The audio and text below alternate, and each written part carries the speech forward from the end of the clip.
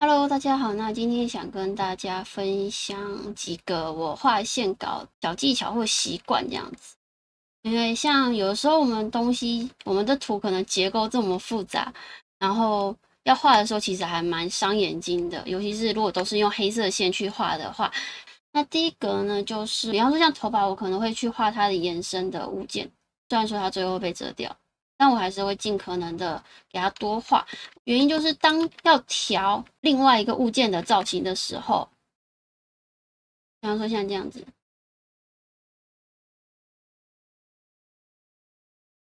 如果我这边是擦掉的状况，我要补的话，我就是像这样子用接线的方式处理。可是这样子就有个缺点，就是会有个接线的感觉。这个短短的可能还好，如果是很大的物件，其实就是接线感会很重，那就会很容易造成这边是锐利的边，然后你去给它接，那你就要花比较多的心力去处理这个结。所以我通常都会习惯就是多画一点，然后用遮罩。那这样子的话，我去把遮罩擦掉，它就会回来，我就不用再去做接线这件事情。那这就第一个，就是我会完整的把东西画好，然后使用涂层遮罩来去盖掉一些东西。那第二个呢，就是像头发的部分，其实我是会一开始在描线的时候，我会使用的是向量涂层。我这边有橘色标注哦。那它的好处是什么？它的好处其实就是我随便画一下，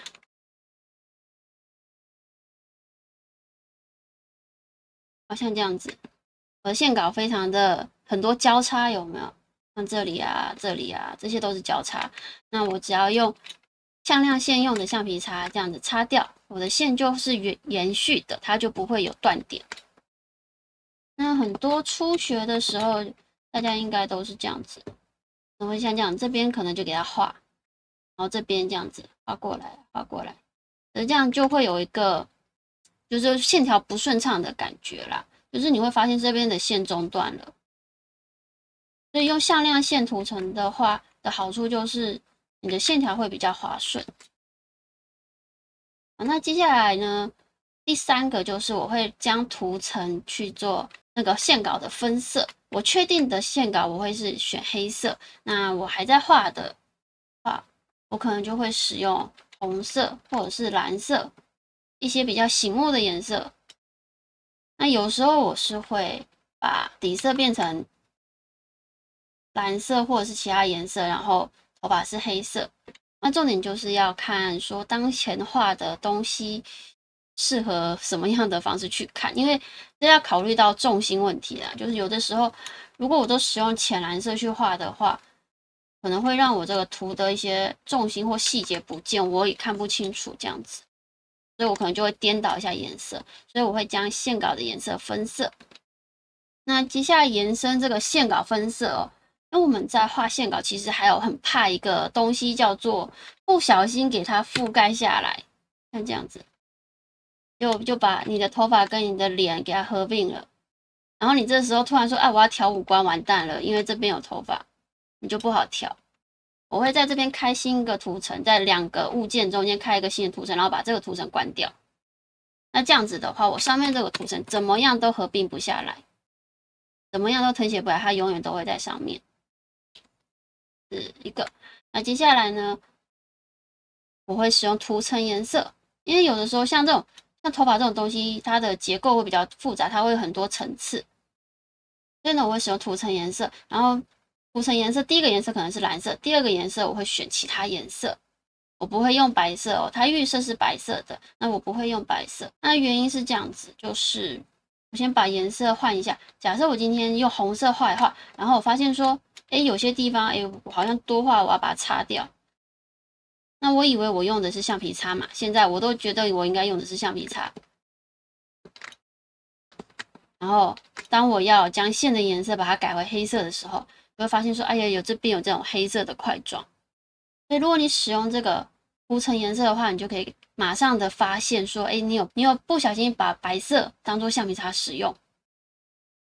那这是辅助色的部分，这是第一个涂层颜色的用法。那第二个涂层用法就是，我现在这边是蓝色的，那我接下来再画第二层，我可能会用红色。然后一样辅助色我会给它选其他颜色。那我要画第2层的时候，那我还是看得到我另外一个头发，那我也不用担心说我等一下去做线稿整理的时候会影响到旁边我原本已经画好的线稿，尤其是你不是用向量涂层，而是使用点阵涂层习惯的话，用涂层颜色可能会比较好。我以前画条漫的时候也是会用这个方式来画，就不用担心说不小心合并。那好的以后，我就按 F 誊写下来，它就会自动变蓝色，那我就可以再继续画第2层。那这个其实也很适合，就是如果你今天在画卷发的时候，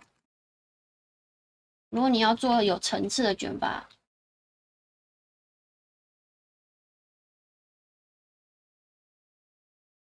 很随便的给它画一下，像这样子，那我可以去决定说，哪边我要把它擦掉。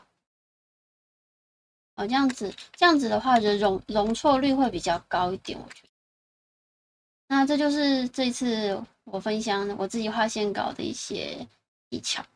那第一个当然就是我会把结构画完整，并搭配使用遮罩。那第二个呢，就是我会使用向量涂层去画。那这样子的话，这种连续线会比较漂亮。那第三个呢，就是我会使用这个涂层颜色去做线稿的分色。那同时也可以去避免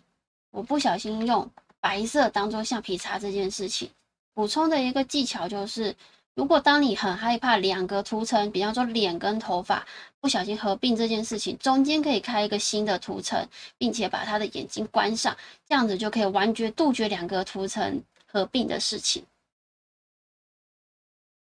那大概就是这样子，谢谢大家。